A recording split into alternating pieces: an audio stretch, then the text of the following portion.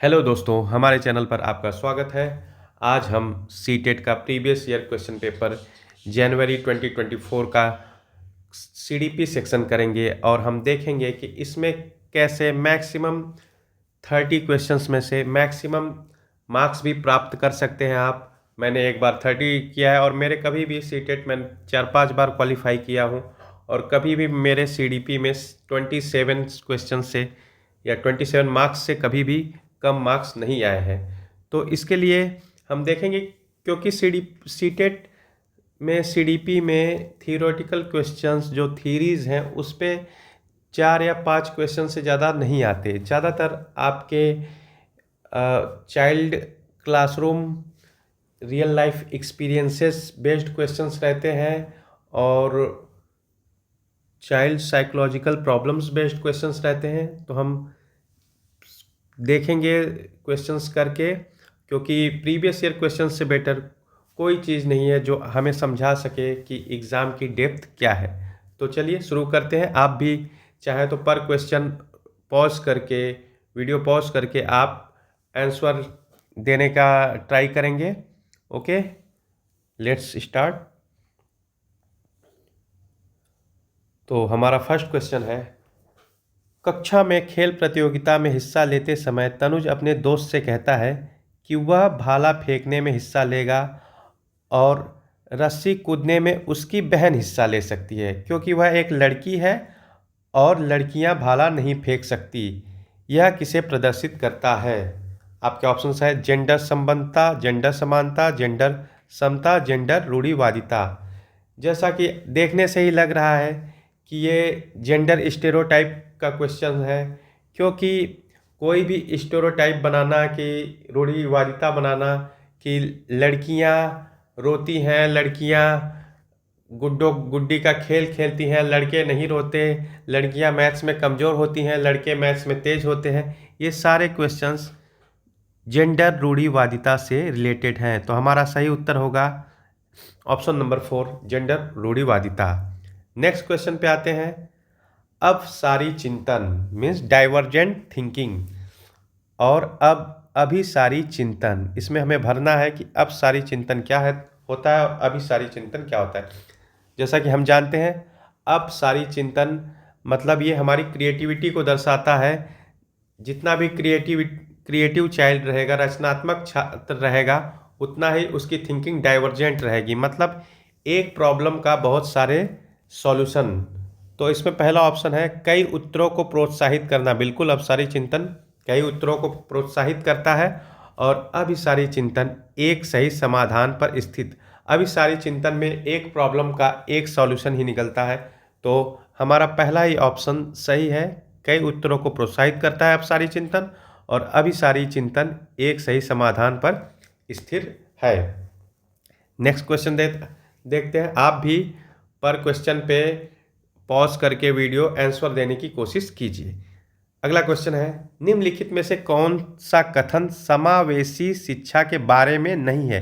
देखिए, आप जब भी एग्ज़ाम हॉल में रहें तो आजकल बहुत सारे ऐसे क्वेश्चन पूछे जाते हैं कि उसमें नहीं है और हम जल्दबाजी में बहुत बार कौन सा क्वेश्चन है करके मार देते हैं और हमारे क्वेश्चंस गलत हो जाते हैं। तो इसमें पूछा है कौन सा कथन समावेशी शिक्षा के बारे में सही नहीं है। देखिए, समावेशी शिक्षा क्या होता है कि पहले क्या होता था कि जो स्पेशल नीड्स है जिन स्टूडेंट्स की, उनके लिए अलग से क्लासरूम या अलग से स्कूल की व्यवस्था की जाती थी और जो नॉर्मल चाइल्ड्स की क्लासरूम रहती थी वो या स्कूल रहते थे वो अलग होती थी। लेकिन इससे क्या होता था कि जो मुख्य धारा में है वो बच्चे मुख्य धारा में जुड़ नहीं पाते थे या उनको कठिनाई होती थी। तो NCF 2005 और न्यू एजुकेशन पॉलिसी में हमें समावेशी शिक्षण की या समावेशी क्लासरूम की आवश्यकता महसूस हुई।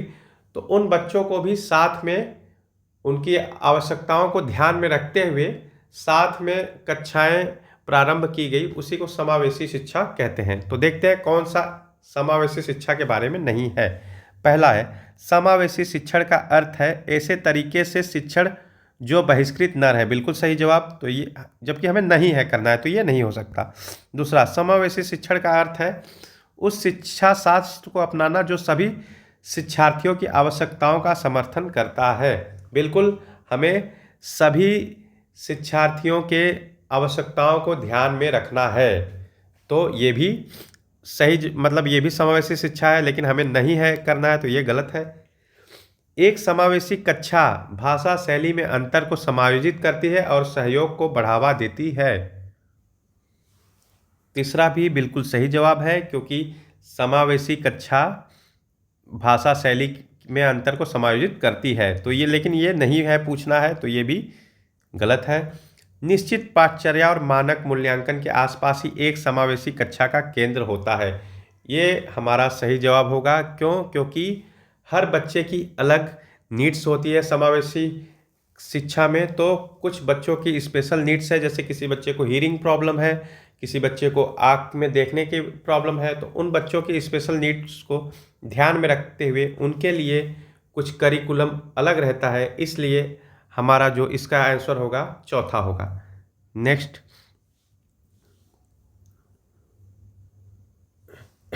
ये कथन और कारण का क्वेश्चन है। देखते हैं पहला कथन क्या है।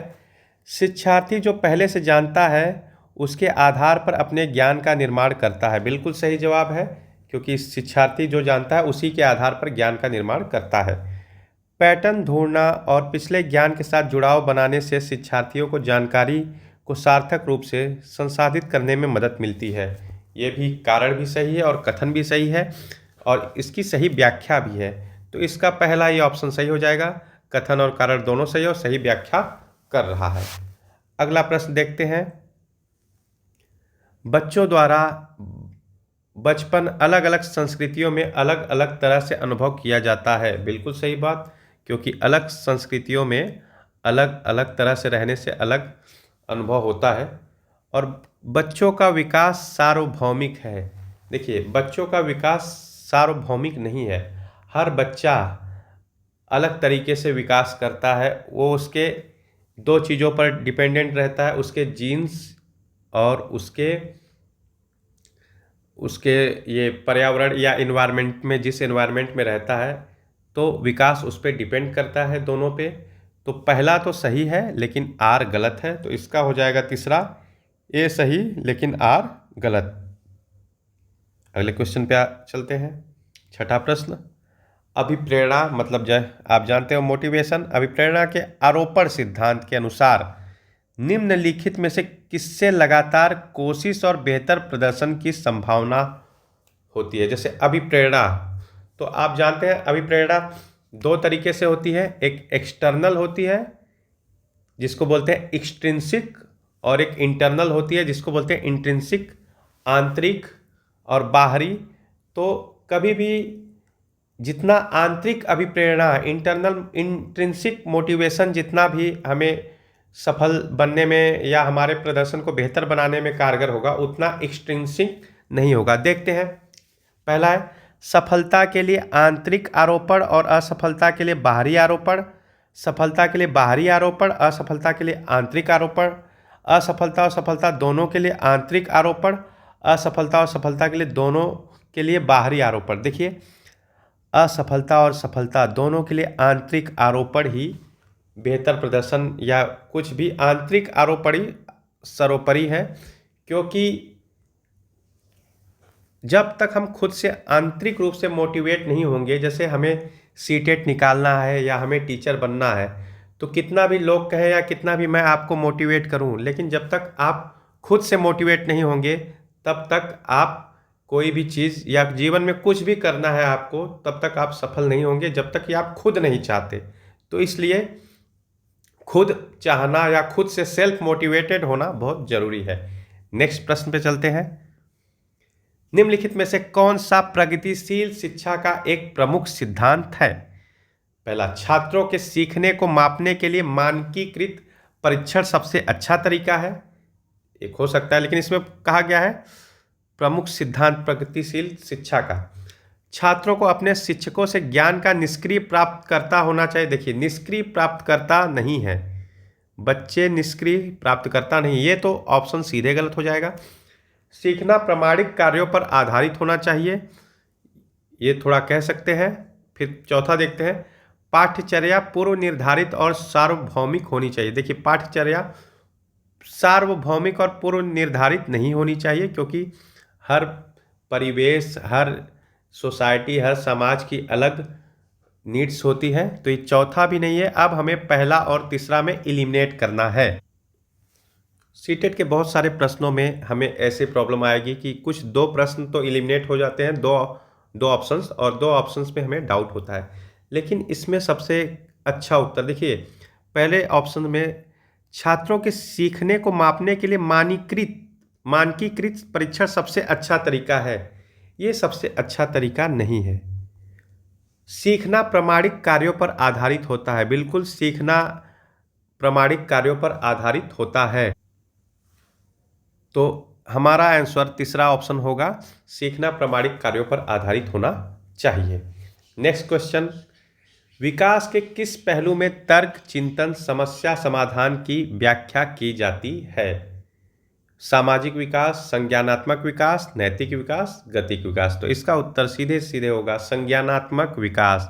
इस विकास में मनुष्य तर्क, चिंतन और समस्या समाधान करता है।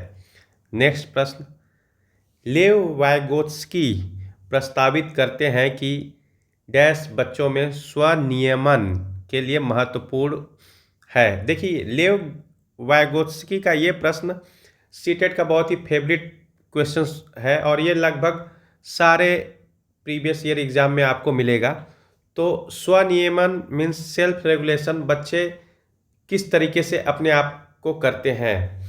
असंतुलन, निजी वाक, संगठन, अनुकूलन। देखिए, इसका सही उत्तर होगा इनर स्पीच या निजी वाक। जैसे कोई बच्चा अपना कोई काम करते वक्त, जैसे कोई बच्चा गुड़िया से खेल रही है, कोई बच्ची, फिर उसको सजाते वक्त वो अपने से आपस में बात करती है, खुद से बात करती है। तो ये सारी चीज़ें लेव वाइगोत्स्की द्वारा बच्चों में स्वनियमन के लिए बताया गया है। नेक्स्ट क्वेश्चन, ये अभिकथन और कारण का प्रश्न है। लॉरेंस कोहलबर्ग के नैतिक विकास सिद्धांत में बच्चे कार्यों को उनके परिणाम के आधार पर अच्छा या बुरा समझने से इस समझ पर पहुंचते हैं कि नियम और कानून नम्य है और बदले जा सकते हैं। ठीक है। नेक्स्ट, इसका कारण, लॉरेंस कोहलबर्ग का तर्क है कि नैतिक विकास क्रमिक रूप से चरणों में होता है। तो इसमें पहला अभिकथन और कारण दोनों सही है, और अभिकथन की सही व्याख्या कारण करता है, तो इसका पहला ऑप्शन हो जाएगा। देखिए, बच्चे जब छोटे रहते हैं तो वो उन्हें हम जो बताते हैं वो उसको सही मानते हैं और सोचते हैं कि जैसे उन्हें कहा जाए कि झूठ बोलना पाप है, झूठ नहीं बोलना चाहिए, तो उन्हें लगता है कि झूठ सच में नहीं बोलना चाहिए।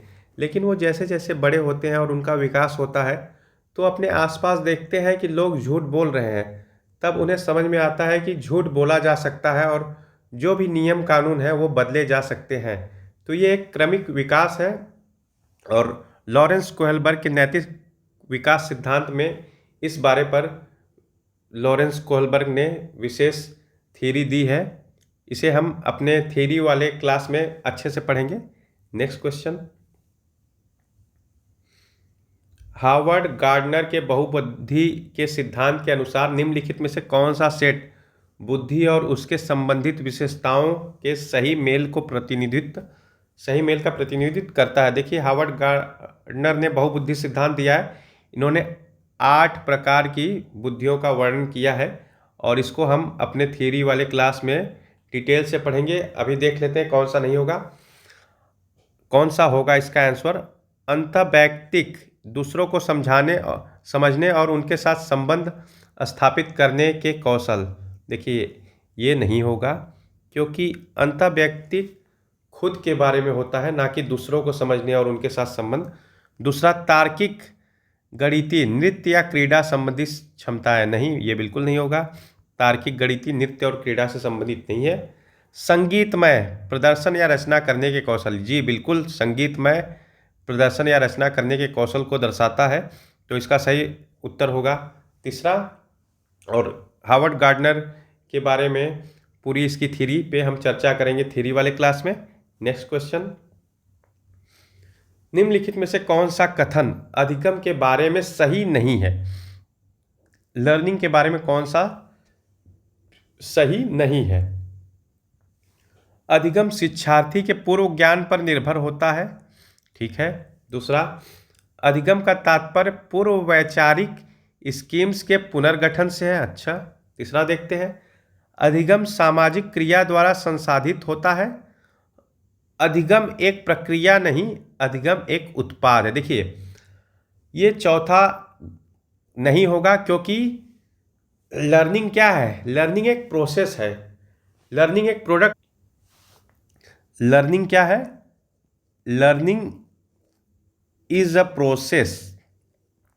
लर्निंग क्या है? एक प्रक्रिया है।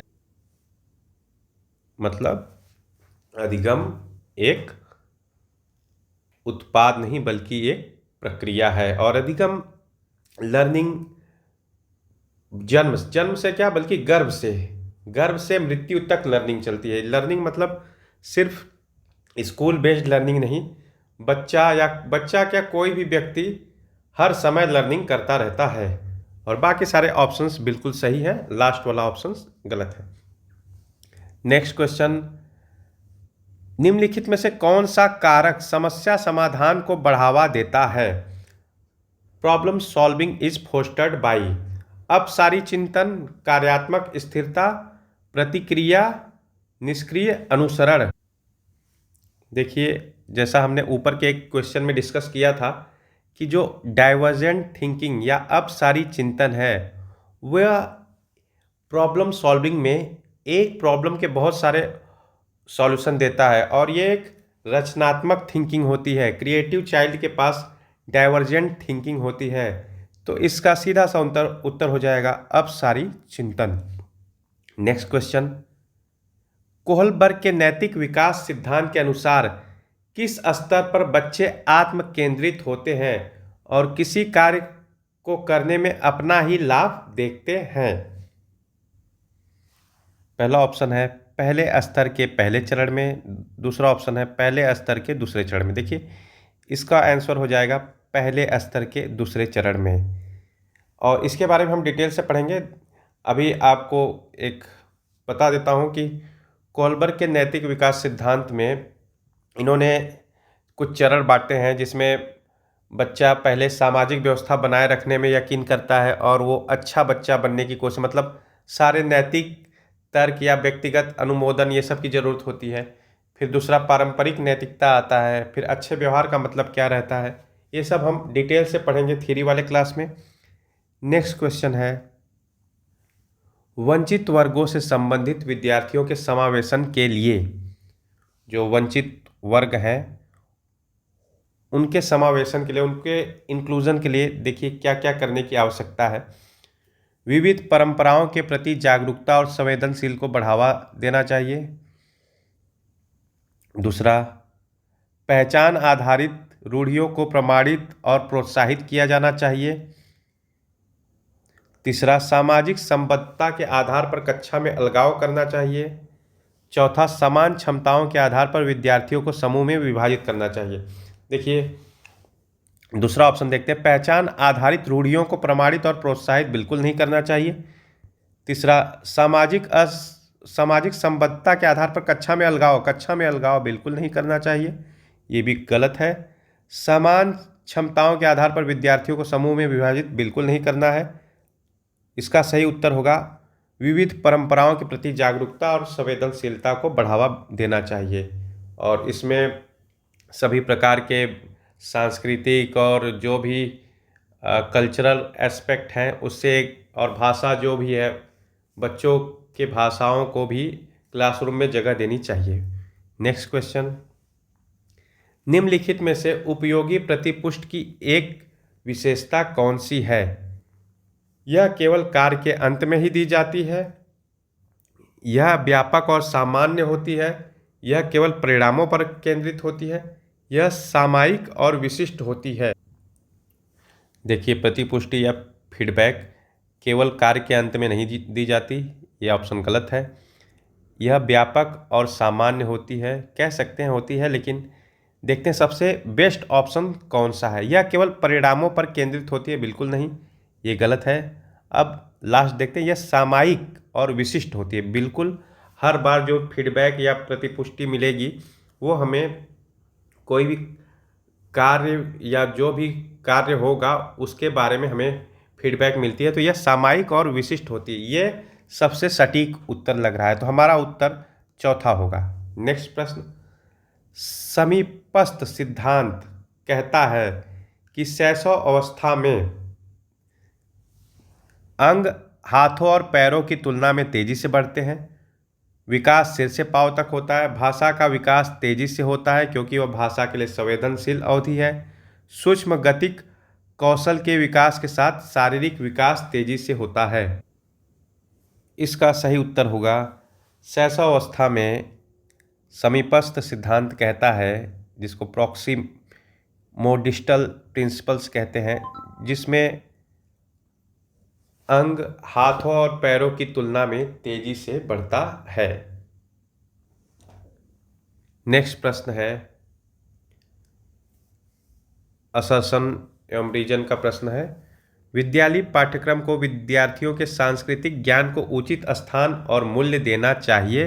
बिल्कुल देना चाहिए। हमें सारे स्टूडेंट्स के सोशियो कल्चरल जो उनके सांस्कृतिक ज्ञान है उनके उसको उचित स्थान और मूल्य देना चाहिए। भले चाहे वो बच्चा माइनॉरिटी में हो, फिर भी उसकी सांस्कृतिक बैकग्राउंड को क्लासरूम में जगह देनी चाहिए। इसका कारण देखते हैं क्या दिया गया है। विद्यार्थियों को उनकी सांस्कृतिक पहचान को बनाए रखने के लिए समर्थन प्रदान करना सीखने की प्रक्रिया को सुगम बनाता है। बिल्कुल सही, ये इसका सही कारण है। और असर्शन और रीजन दोनों सही है और दोनों एक दूसरे की सही व्याख्या करते हैं, क्योंकि हम अपने सांस्कृतिक बैकग्राउंड से चीज़ें बहुत ही आसानी से सीखते हैं और हम रियल लाइफ एक्सपीरियंस में और लर्निंग में उसको हम कोरिलेट कर पाते हैं, तो इससे सीखने में विद्यार्थियों को मदद मिलती है। नेक्स्ट क्वेश्चन देखते हैं, निम्नलिखित में से किसे रचनात्मक मूल्यांकन नहीं माना जाएगा। देखते हैं क्या है। छात्रों के पूर्व ज्ञान को निर्धारित करने के लिए एक नई अवधारणा की शुरुआत में दिया गया आकलन। अच्छा, नेक्स्ट देखते हैं, छात्रों और शिक्षकों को अग्रगामी प्रतिपुष्टि प्रदान करने के लिए कक्षा के दौरान दिया गया मूल्यांकन, ये तो रचनात्मक नहीं कहा जाएगा। नेक्स्ट, एक मूल्यांकन कार्य जो मानदंड के एक मानक पैमाने के अनुसार छात्रों की तुलना करने में सहायक होता है। देखिए, ये तो पूछा गया है रचनात्मक मूल्यांकन नहीं है, तो ये बिल्कुल रचनात्मक मूल्यांकन नहीं दिया गया है, क्योंकि एक मूल्यांकन कार्य जो मानदंड के एक मानक पैमाने के अनुसार छात्रों के बीच तुलना करने में सहायक होता है, ये बिल्कुल नहीं होगा। और हमारा उत्तर भी ये होगा। बाकी सारे रचनात्मक मूल्यांकन करते हैं, लेकिन ये ऑप्शन नहीं करेगा। नेक्स्ट क्वेश्चन,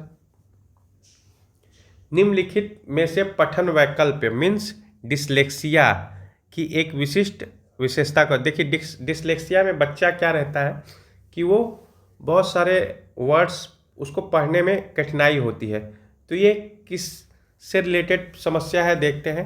रचनात्मक समस्या समाधान में कठिनाई, ये नहीं होगा।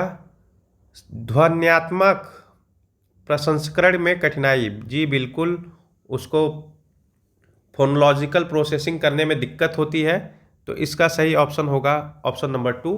नेक्स्ट क्वेश्चन, निम्न में से किस प्रकार के प्रश्न एक छात्र की जानकारी का गंभीर रूप से मूल्यांकन करने की योग्यता का आकलन करने में मदद करता है।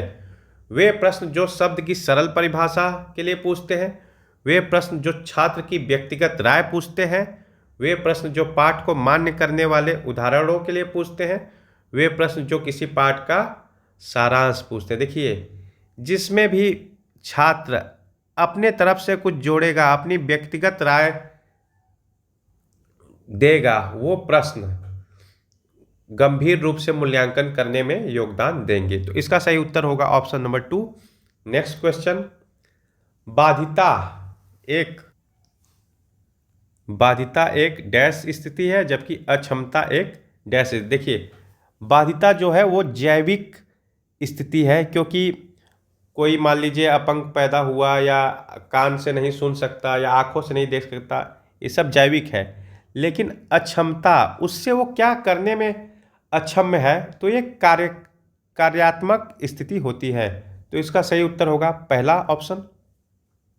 नेक्स्ट, निम्नलिखित में से कौन सा कथन संज्ञान और भावनाओं के बीच के संबंध को उपयुक्त रूप से परिभाषित करता है? संज्ञान और भावनाएं दोनों स्वतंत्र प्रणालियां हैं? बिल्कुल नहीं। भावनाएं और संज्ञान आपस में एक दूसरे पर पारस्परिक रूप से निर्भर करते हैं? जी बिल्कुल सही जवाब। भावनाएं और संज्ञान एक दूसरे से पारस्परिक रूप से निर्भर करते हैं, और बाकी सारे ऑप्शन सही नहीं है, क्योंकि संज्ञान और भावनाएं, इमोशन और कॉग्निशन दोनों एक दूसरे पर डिपेंडेंट रहते हैं।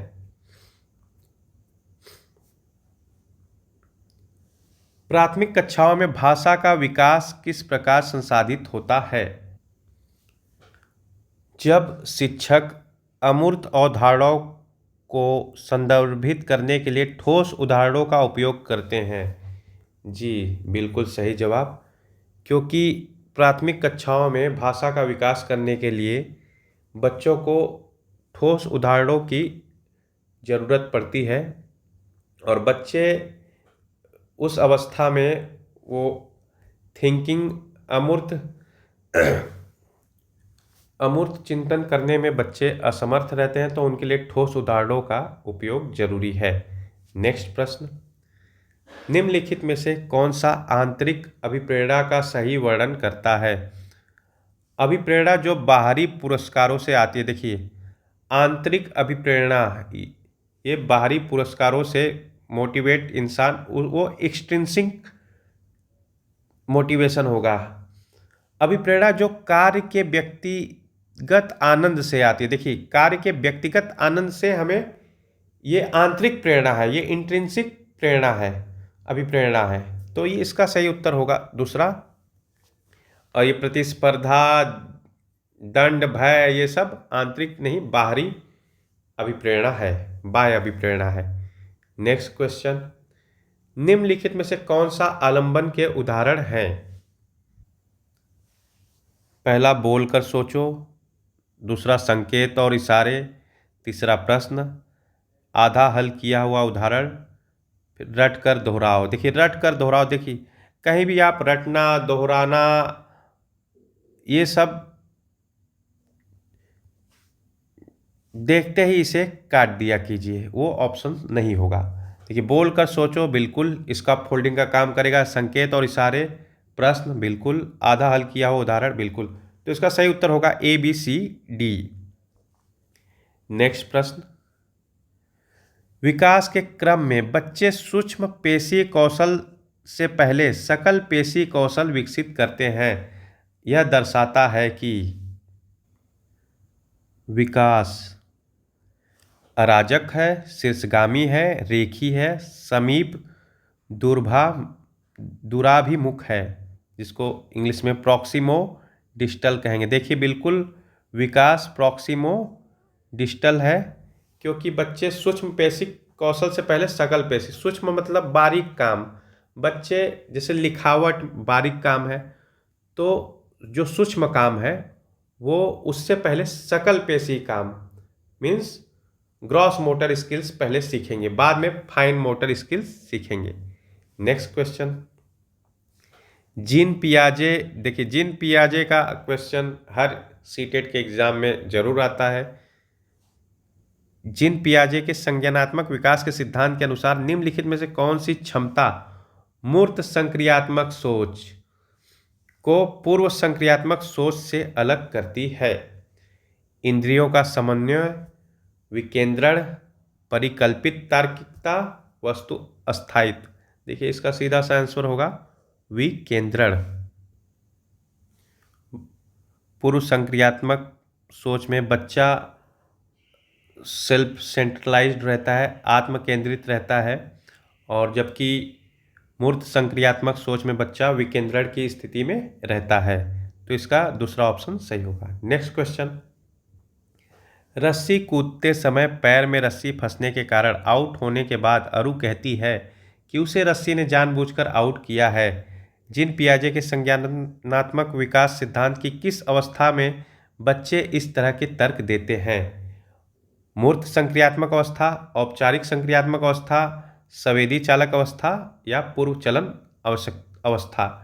इसका सही उत्तर होगा औपचारिक संक्रियात्मक, माफ करिए, इसका सही उत्तर होगा पूर्व चलन अवस्था, क्योंकि इसमें बच्चे आत्म केंद्रित होते हैं और बच्चे सेल्फ सेंट्रिक रहते हैं और वो अपने ही बारे में सोचते हैं। और जीन पियाजे के ये 4 अवस्थाएं हैं। सेंसरी मोटर स्टेज जो कि 0 से 2 साल के रहते हैं, और इसमें सारे बच्चे, छोटे बच्चे जो रहते हैं, कोई भी चीज़ अपने सेंस, मतलब खिलौना दे दिया जाए या कोई भी वस्तु दे दी जाए तो उसे मुंह में पहले डाल के टेस्ट करेंगे, और उन्हें अच्छा लगता है तो वो रखते हैं, नहीं तो फेंक देते हैं। फिर आता है आपका प्री ऑपरेशनल स्टेज जो कि ये 2 से 7 वर्ष तक रहता है। इसमें बच्चे सेल्फ सेंट्रिक रहते हैं और खेलने की अवस्था जिसे कहते हैं। फिर आता है कॉन्क्रीट ऑपरेशनल स्टेज, ये तीसरे चरण का है। इसमें 7 से 11 वर्ष तक के बच्चों की विकास के बारे में बात की गई है। और लास्ट है फॉर्मल ऑपरेशनल स्टेज, ये 12 से ऊपर की 12+ ईयर्स के बच्चों की अवस्था रहती है। तो इसे डिटेल से पढ़ेंगे, फिर भी आपको बता देता हूँ कि सेंसरी मोटर समझ गए आप, जो कि सेंस, बच्चे हर चीज़ अपने मुंह में डाल के चेक करते हैं, सेंस के द्वारा चीज़ों को सीखते हैं। फिर प्री ऑपरेशनल स्टेज 2 से 7 वर्ष, ये खेलने की अवस्था रहती है और इसमें बच्चे बहुत सारे प्रश्न भी करते हैं जिनके कभी कभी उत्तर हमारे पास नहीं रहते हैं। फिर कॉन्क्रीट ऑपरेशनल स्टेज, मूर्त संक्रियात्मक अवस्था, इसमें बच्चे जो भी उनके सामने चीज़ें दी जाती है या जो भी चीज़ देखते हैं तो उसके बारे में थिंकिंग या चिंतन कर सकते हैं। और लास्ट है फॉर्मल ऑपरेशनल स्टेज, इसमें बच्चे अमूर्त चिंतन कर सकते हैं। जैसे हम जो चीज़ उनके आंखों के सामने नहीं भी दिख रहा है, फिर भी अगर हम उन्हें कहेंगे तो उसके बारे में वो थिंकिंग करते हैं। नेक्स्ट क्वेश्चन है, सीखने के सामाजिक संरचनावादी विचार इस बात की वकालत करते हैं, शिक्षार्थी दूसरों से निष्क्रिय रूप से ज्ञान प्रदान करते हैं। बिल्कुल नहीं, निष्क्रिय नहीं है, ये पहला ऑप्शन गलत है। शिक्षार्थी सक्रिय रूप से ज्ञान का निर्माण करते हैं। बिल्कुल, शिक्षार्थी जो है वो एक्टिव लर्नर है, तो हमारा दूसरा ऑप्शन सही होगा, बाकी ऑप्शन देखने की जरूरत नहीं है। फिर भी देख लेते हैं, व्याख्यान देने और समझने से प्रभावी शिक्षण सक्रिय होता? बिल्कुल नहीं, सिर्फ व्याख्यान से नहीं होगा, और ये बड़ी कक्षाओं में व्याख्यान से प्रभावी हो सकता है, लेकिन छोटी कक्षाओं में बच्चों में व्याख्यान से नहीं होता।